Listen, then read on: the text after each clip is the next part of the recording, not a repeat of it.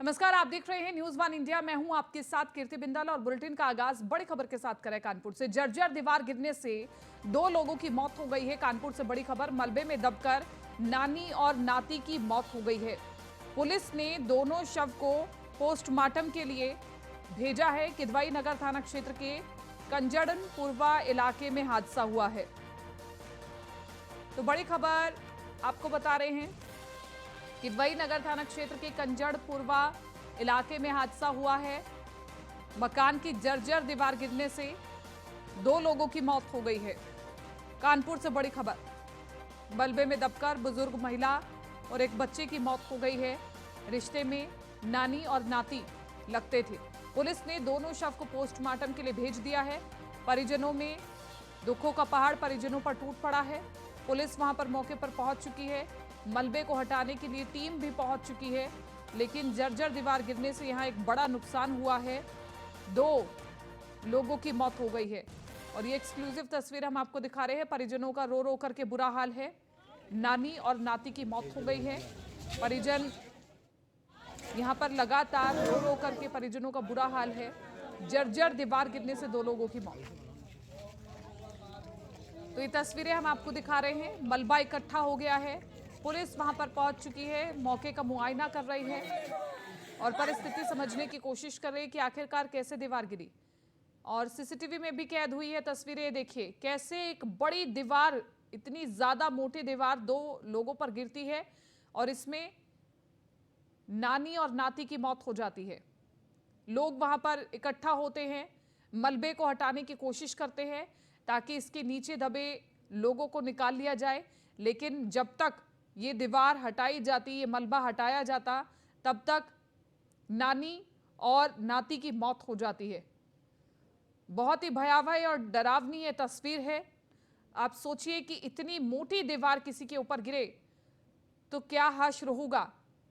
यहां पर 2 लोगों की मौत हो गई है इतनी मोटी दीवार गिरने की वजह से। काफी भारी ये मलबा बताया जा रहा था। जब हटाने पर लोगों ने अपनी प्रतिक्रियाएं दी तो पुलिस ने दोनों शवों को पोस्टमार्टम के लिए भेज दिया है। देखिए ये बार बार हम आपको तस्वीर दिखा रहे हैं, एरो के जरिए दिखा रहे हैं। 2 यहां पर लोग खड़े थे बिल्कुल इसी दीवार के सामने और दीवार गिरी। इस दीवार के नीचे 2 लोग दब गए, एक बुजुर्ग महिला और एक बच्चा। दोनों की मौत हो गई है। एकदम से हड़कंप मच गया। लोग वहां पर इकट्ठा हुए और लोगों ने वहां पर मलबे को हटाना शुरू किया और पुलिस को बुलाया गया। एक दीवार घर की बाउंड्री है, पुरानी काफ़ी थी, वो गिरने से एक वृद्ध महिला हैं तकरीबन 60 वर्ष की कृष्णा और एक कुणाल बच्चा है 7 वर्ष का, उनके ऊपर गिर गई जिससे उनकी कैजुअल्टी हो गई है। दोनों को हाईलाइट के लिए रवाना किया गया है मोर्चरी। आगे वैधानिक कार्रवाई की जा रही है। परिजन परेशान हैं, मांग क्या कर रहे हैं, बेचारे के घर की दीवार। सूरज पांडे ज्यादा जानकारी के साथ संवाददाता हमारे साथ बने हुए हैं। सूरज, लगातार हम तस्वीरें दर्शकों को दिखा रहे हैं। एक इतनी बड़ी मोटी दीवार 2 लोगों पर गिर जाती है, दोनों की मौत हो जाती है। आखिरकार क्या वजह रही, ये दीवार कैसे गिरी और क्या ये दीवार कच्ची थी, जर्जर हालत में थी, क्या परिस्थिति बनी?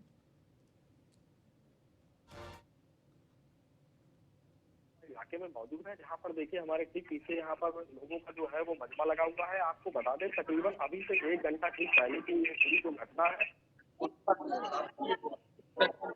3 छत के मकान में यहीं पर एक बुजुर्ग महिला और एक मासूम बच्चा जो कि यहाँ पर आग सेक रहे थे, क्योंकि ठंडी का मौसम है।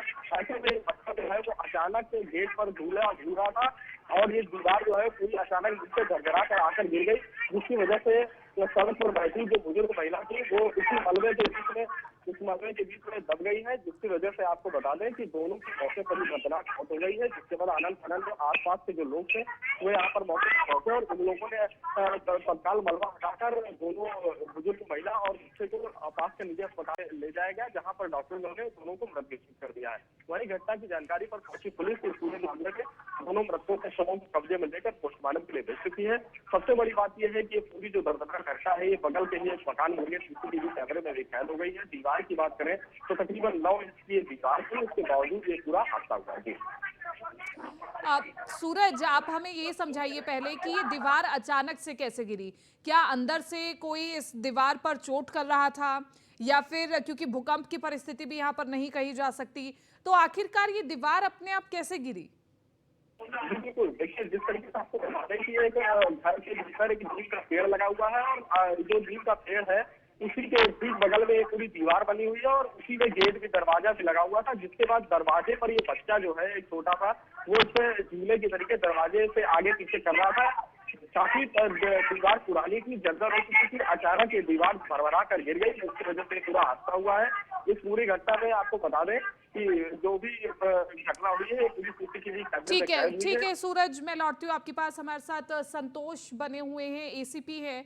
सर, यहाँ पर एक बड़ी दुर्घटना हो गई है, एक बड़ी दीवार गिर जाती है 2 व्यक्तियों पर और उनकी मौत हो जाती है, एक बुजुर्ग महिला की और एक बच्ची की।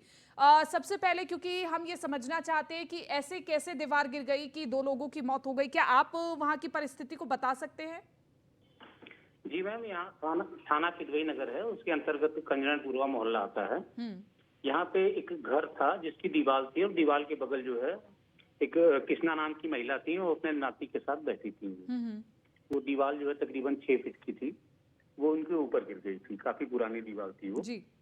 हाँ, जिससे जो है उनकी कैजुअलिटी हो गई। आगे आगे क्या प्रक्रिया रहेगी, क्योंकि शवों को पोस्टमार्टम के लिए भेज दिया गया है? क्या वहां पर बाकी दीवारों का भी मुआयना किया जाएगा कि कच्ची दीवारें हैं और उनको वहां पर रह रहे लोगों को चेतावनी दी जाए कि ठीक करवाए पहले दीवारों को? मैम कच्ची दीवार नहीं, पक्की दीवार है, काफी पुरानी थी। मुझे लगता है अच्छे से सपोर्ट नहीं था। बाकी वैधानिक कार्रवाई की जा रही है, शव को पोस्टमार्टम के लिए भेज दिया गया है। आगे वैधानिक कार्रवाई की जा रही है। सर, फिर भी मैं ये समझना चाहती हूँ कि क्या मानक रहते हैं, क्योंकि आप कह रहे हैं कि वो पक्की दीवार थी और फिर भी वो गिर गई, तो क्या मानक रहते हैं कि वहां रह रहे लोग ये समझ पाए कि ऐसा कोई भी बड़ा हादसा हो सकता है? हाँ, दीवार या घर बनवाते समय थोड़ा सा मजबूती का ख्याल रखना चाहिए।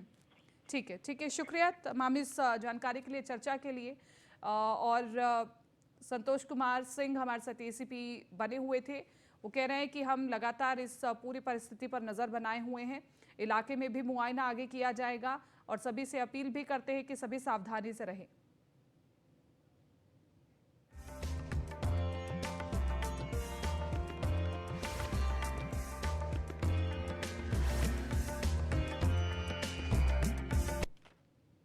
चलिए अब अगली खबरों का रुख कर लेते हैं। मुख्यमंत्री पुष्कर सिंह धामी ने सोमवार को लखनऊ में यूपी के सीएम योगी आदित्यनाथ से मुलाकात की। दोनों राज्यों के मुख्यमंत्रियों के बीच ये मुलाकात लखनऊ स्थित सीएम आवास पर हुई। हालांकि दोनों के बीच ये औपचारिक मुलाकात थी, लेकिन इस दौरान कई मुद्दों पर बात हुई है। तस्वीर आपको दिखा रहे हैं। 2 राज्यों के मुख्यमंत्रियों के बीच परस्पर इस मुलाकात को शिष्टाचार भेंट माना जा रहा है, लेकिन दोनों ही राज्यों के बीच में कैसा संबंध है, आगे किन किन योजनाओं में, किन किन परिस्थितियों में दोनों राज्यों को साथ चलना है, उसको लेकर के चर्चा की गई है। और मुख्यमंत्री पुष्कर धामी ने मुख्यमंत्री योगी आदित्यनाथ से मुलाकात की है और बहुत ही बेहतरीन तस्वीर हम आपको दिखा रहे हैं। दोनों के चेहरे पर ही एक संतोष दिखाई दे रहा है और इसी के साथ साथ ये शिष्टाचार भेंट मानी जा रही है। लेकिन कई मुद्दों पर बातचीत हुई है। मुख्यमंत्री योगी आदित्यनाथ ने भी उत्तर प्रदेश से जुड़े मुद्दों को मुख्यमंत्री पुष्कर धामी के आगे रखा और मुख्यमंत्री पुष्कर धामी ने भी सलाह मशवरा लिया। उत्तराखंड के मुद्दों से जुड़े हुई बातचीत हुई है। दोनों के बीच में शिष्टाचार भेंट हुई है।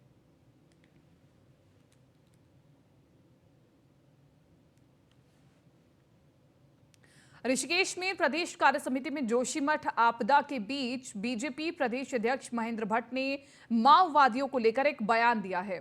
उन्होंने कहा है कि जोशीमठ के मुद्दे को माओवादी ताकतें हवा देने का काम कर रही हैं। महेंद्र भट्ट इस बयान के बाद कांग्रेस के निशाने पर आ गए हैं। कांग्रेस प्रदेश प्रवक्ता गरिमा दसौनी ने इस बयान की तीखी निंदा की। गरिमा दसौनी का कहना है कि महेंद्र भट्ट का जोशीमठ के परिप्रेक्ष्य में दिया गया बयान अत्यधिक गंभीर है। उन्होंने कहा कि अगर सामरिक दृष्टिकोण से राष्ट्रीय सुरक्षा के मद्देनजर बहुत ही महत्वपूर्ण कहे जाने वाले जोशीमठ में माओवादी ताकतें सक्रिय हैं और बीजेपी प्रदेश अध्यक्ष के पास इसके पुख्ता सबूत है, तो ऐसे में इसे सरकार का फेलियर ही समझा जाएगा। कांग्रेस ने सवाल उठाते हुए कहा कि राज्य सरकार ने इस ओर कार्रवाई आखिर क्यों नहीं की। पंत की जो सोच रही है वो अनेकों जो बड़े प्रोजेक्ट लगते हैं उनके खिलाफ सदैव रही है। वह एनटीपीसी का प्रोजेक्ट अभी तक एक क्लियर नहीं हुआ, एनटीपीसी के कारण ये ऐसा हुआ है। एनटीपीसी बने हुए क्योंकि काम समाप्ति की ओर था और अभी वैज्ञानिकों ने स्पष्ट नहीं किया है कि इसके कारण ये स्थिति उत्पन्न हो रही है। तो आखिरकार इस विषय को लेकर आप सीमावर्ती क्षेत्रों के विकास को अवरुद्ध करने का कौन सा कार्यक्रम लिए हुए बैठे हैं? बहुत क्लियर हो गया है कि उस आंदोलन की पृष्ठभूमि में आईसा, सीपीआई, ये इस प्रकार के राजनीतिक दल के कार्यकर्ता लगे हुए हैं। और शुरू से ही जब एक नारा लगा था भारत चीन भाई भाई, उस नारे की, क्योंकि सीमावर्ती क्षेत्र है, आखिर आप क्या दर्शाना चाहते हैं? हमारी चिंता इस बात की है कि उत्तराखंड का पर्यटन बाधित न हो। और मेरा सीधा आरोप है कि इस प्रकार का वातावरण बनाने वाले लोग उत्तराखंड के साहसिक पर्यटन को, चारधाम यात्रा के पर्यटन को प्रभावित कर रहे हैं। वहाँ के जो व्यापार मंडल के लोग हैं वो दुखी हैं। उनका कहना है कि हमारा व्यापार इस प्रकार इसके कारण चौपट हो रहा है। इसलिए मेरा ये सीधा आरोप है, आखिरकार उत्तराखंड की धार्मिक यात्रा को, साहसिक पर्यटन को केवल उसको रोकने का जो कुप्रचार हो रहा है उसका मैं विरोध। उत्तराखंड भाजपा अध्यक्ष महेंद्र भट्ट का बयान बहुत ही शर्मनाक है। जिस तरह से उन्होंने जोशीमठ में माओवादी ताकतों के सक्रिय होने की बात कही है और ऐसे वक्त पर कही है जब जोशीमठ में क्राइसिस आया हुआ है, आपदा आई हुई है और लोग सड़कों पर आंदोलनरत हैं, कहीं ना कहीं उत्तराखंड की खुशनुमा वादियों में जहर घोलने का काम महेंद्र भट्ट के इस बयान ने किया है। बहुत ही गंभीर बयान है। यदि महेंद्र भट्ट के पास कोई इनपुट है इस तरह का जिसमें उन्हें लगता है कि कोई साक्ष्य या सबूत उनके पास हैं कि चाइना को सहायता पहुंचाने वाले या सपोर्ट करने वाले लोग जोशीमठ में सक्रिय हैं, तो फिर ऐसे में ये फेलियर किसका है? ऐसे लोग जो पहले चारधाम जो सड़कें बन रही थी उसमें भी विभिन्न प्रकार से अड़ंगा लगाने का काम कर रहे थे, जिनके लिए भारत, उत्तराखंड और यहाँ की जनता का हित कभी भी प्रथम स्थान पर नहीं रहा है, जो केवल विरोध के लिए विरोध करते हैं। ऐसे लोग आज भी कहीं न कहीं किन्हीं शक्तियों के प्रभाव में आकर इस प्रकार के काम कर रहे हैं कि सारे विकास के कार्यों को रोक दें, जो कदापि उत्तराखंड राज्य के हित में नहीं है। हाँ, ये ज़रूर है, हम लोगों के बीच में यह भी सुझाव लोगों के आए हैं कि जो विकास के कार्य हैं उनमें दोनों प्रकार का संतुलन हो, यानी कि इकोनॉमी और इकोलॉजी, पारिस्थितिकी और आर्थिकी, दोनों का ध्यान में रखते हुए हम आगे की योजनाओं पर काम कर रहे हैं और करेंगे, यह हमारा संकल्प है। ऋषिकेश में प्रदेश कार्य समिति में जोशीमठ आपदा के बीच बीजेपी प्रदेश अध्यक्ष महेंद्र भट्ट ने माओवादियों को लेकर एक बयान दिया है। उन्होंने कहा है कि जोशीमठ के मुद्दे को माओवादी ताकतें हवा देने का काम कर रही हैं। महेंद्र भट्ट इस बयान के बाद कांग्रेस के निशाने पर आ गए हैं। कांग्रेस विधायक प्रीतम सिंह का कहना है कि जिस जोशीमठ की मदद होनी चाहिए उसे माओवादी करार दिया जा रहा है। वहीं बीजेपी के प्रवक्ता विपिन कैंथोला महेंद्र भट्ट का बचाव करते हुए दिखाई दे रहे हैं। उनका कहना है कि एक सोच विशेष इस पूरे जोशीमठ आपदा वाले इलाके में हावी है और सबको पता है कि वो कौन लोग हैं। राज्य सरकार जोशीमठ को लेकर वहां के लोगों के पुनर्वास को लेकर के गंभीर है। प्रदेश अध्यक्ष का जो बयान है वो बहुत ही दुर्भाग्यपूर्ण बयान है। जिन लोगों के आशियाने उजड़ गए हैं, जिन लोगों के व्यापारिक प्रतिष्ठान उजड़ गए हैं, लोग आज जो है दर दर की ठोकरें खाने का काम कर रहे हैं और ऊपर से जो है भारतीय जनता पार्टी के प्रदेश अध्यक्ष जो है उनको माओवादी कह करके पुकारने का काम कर रहे हैं। कांग्रेस इसकी कड़े शब्दों में निंदा करती है, भर्त्सना करती है और हम सरकार से कहना चाहते हैं कि जो लोग वहाँ पर प्रभावित हैं, सरकार उनका विस्थापन जो है बद्रीनाथ और केदारनाथ की तर्ज पर करने का काम करे ताकि वो सही तरीके से अपना जीवन यापन कर सके। पहले तो सरकार विलंब से जागी और जागने के बाद जिस त्वरित गति से कार्य करना चाहिए था वो होता हुआ नहीं दिखाई दे रहा है। रिहेबिलिटेशन की जब बात होती है तो 3 फॉर्मूले जो है सुझाए जाते हैं। अरे भाई, एक ठोस फॉर्मूला जो है सरकार बनाए, डबल इंजन की सरकार है और केंद्र सरकार से कहे, मोदी जी से कहे कि वो एक पैकेज दे ताकि लोगों का विस्थापन हो सके और वो अपना जीवन यापन जो सही तरीके से कर सके। प्रदेश जिस दिन से आपदा आई है हमारी सरकार ने संवेदनशीलता से काम किया है। वहाँ पर किस प्रकार से लोगों को सुरक्षित स्थान पर पहुँचाया जाए, किस प्रकार से लोगों को सुरक्षित रखा जाए, इस पर हमारी सरकार ने काम किया है। चाहे कंपनसेशन देने की बात हो, उनके पुनर्वास की नीति की बात हो, उस पर सरकार काम कर रही है। कुछ लोग, कुछ विचारधारा के लोग, जो लोग कहते थे कि दिल्ली दूर है, बीजिंग नजदीक है, ऐसी विचारधारा के लोग जिनके पीछे एक व्यक्ति नहीं होता है, ऐसे लोग जाकर के केवल कभी वहां के लोग जो बैठे हैं या वहां के लोगों को जो बैठाया गया है, उन लोगों के बीच में जाकर के भड़काने का काम जो कर रहे हैं, अध्यक्ष जी ने कहा ये ठीक नहीं है। इन लोगों को मुंहतोड़ जवाब जब जब इस प्रकार के काम करेंगे भारतीय जनता पार्टी देती रहेगी। अध्यक्ष जी ने यही कहा है कि भाई इस प्रकार की जो विचारधारा के लोग हैं, इन लोगों का केवल एक ही काम है कि इनके पास कोई मुद्दा नहीं बचा है, इनके पास कोई काम की बात नहीं बची है, तो जहां पर मौका लिए वहां पे राजनीति करने शुरू कर दे। तो इन लोगों का, इस प्रकार की राजनीति करने वालों का, लोगों का विरोध उत्तराखंड की जनता वक्त आने पर इनके जवाब देगी और करेगी। कांग्रेस अगर जो इस प्रकार की राजनीति कर रही है, तो कांग्रेस का जो हश्र अभी तक हुआ है। उत्तराखंड की धामी सरकार खाद्य विभाग के माध्यम से एक नई योजना शुरू करने जा रही है, जिसका लाभ प्रदेश की जनता को सीधे तौर पर मिलेगा। जी हां, इसके लिए खाद्य विभाग ने प्रस्ताव तैयार कर शासन को भी भेज दिया है। योजना के तहत प्रदेश सरकार सस्ते दामों पर चीनी और नमक राशन कार्ड धारकों को देने जा रही है। खाद्य मंत्री रेखा आर्य का कहना है कि उनकी कोशिश है कि खाद्य विभाग के माध्यम से आम जनता को चीनी और नमक उपलब्ध कराया जाए, जिसको लेकर योजना फाइनल हो गई है। खाद्य विभाग की यह कोशिश है कि उत्तराखंड की जो जनता है, जिस प्रकार से उसको प्रधानमंत्री जी ने मुफ्त खाद्यान्न योजना से जोड़ने का काम किया है, जनता की मूलभूत आवश्यकता में गेहूं है, चावल है, ठीक उसी प्रकार से उनके लिए चीनी भी, क्योंकि हर उत्तराखंडी की शुरुआत सुबह चाय से होती है, तो उस चीनी की भी आवश्यकता है और एक फोर्टिफाइड नमक की भी आवश्यकता है, जो उसके दिन भर के भोजन में कहीं ना कहीं जो उसका उपयोग होता है। तो ये दोनों मूलभूत चीज़ें उनकी मौलिक आवश्यकताओं की चीज़ें हैं, जिसको देने का निर्णय खाद्य विभाग ने किया है और इसको लेकर जो है विभाग ने अपनी ओर से पूर्ण प्रस्ताव भी तैयार कर लिया है। खाद्य आरटीओ हल्द्वानी संदीप सैनी के रुद्रपुर एआरटीओ कार्यालय में औचक छापेमारी से हड़कंप मच गया। इस दौरान आरटीओ संदीप सैनी ने कार्यालय के बाहर एक कार से भारी मात्रा में ड्राइविंग लाइसेंस और आरसीपी बरामद की है, जिसकी जांच उन्होंने एआरटीओ पूजा नयाल को दी है।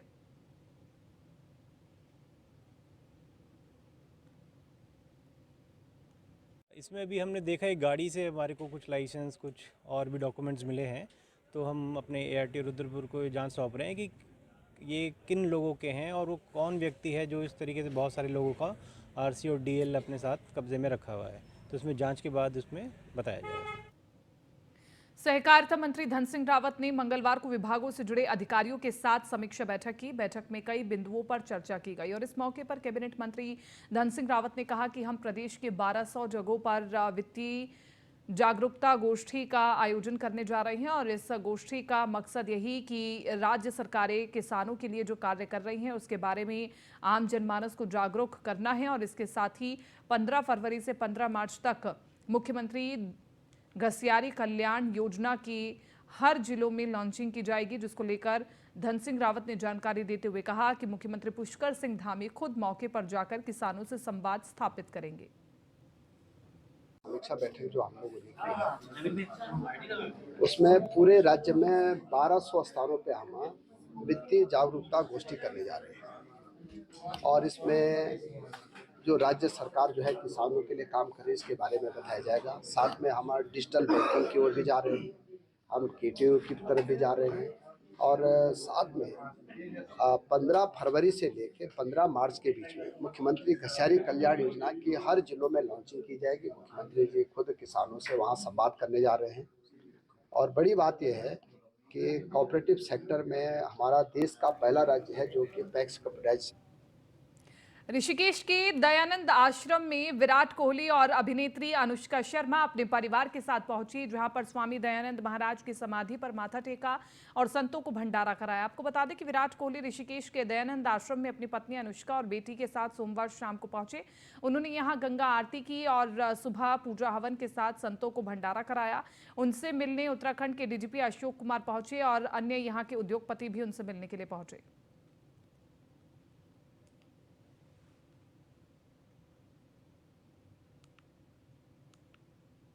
आज कैबिनेट मंत्री गणेश जोशी का जन्मदिन है और इस मौके पर सैकड़ों की संख्या में लोग मंत्री गणेश जोशी के आवास पर उन्हें बधाई देने के लिए पहुंचे, जहां पर मंत्री गणेश जोशी ने सभी का आभार व्यक्त किया। इस मौके पर स्वयं सहायता समूह की कई महिलाओं को लगभग 20 लाख के चेक वितरित किए गए और इस मौके पर गणेश जोशी ने कहा कि जन्मदिन चाहे मेरा हो या मेरे परिवार का हो, हम हमेशा गरीब और जरूरतमंद लोगों के साथ इस खुशी को बांटते हैं।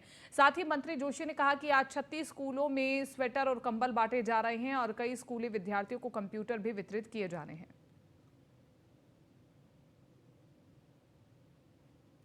हमेशा गरीब व कमजोर लोगों के बीच में मनाता हूं, क्योंकि मैंने गरीबी को बहुत नज़दीक से देखा है। आज 36 विद्यालयों में हम बच्चों को स्वेटर वितरित कर रहे हैं, जिसमें से एक दो विद्यालयों में मैं भी जाऊंगा, कई जगह मेरी बेटी जा रखी है। वहीं कुछ स्कूलों को हम कंप्यूटर दे रहे हैं। ब्लाइंड स्कूल में भी एक कार्यक्रम ब्लाइंड बच्चों के साथ मनाने का रखा है। और आज SDFC के माध्यम से जो हमारे स्वयं सहायता ग्रुप की बहनें हैं, जो अपना रोजगार करना चाहती हैं, अपने पैर पर खड़ा होना चाहती हैं, लगभग 20 लाख रुपए के चेक SDFC के माध्यम से आज मैंने यहाँ पर वितरित।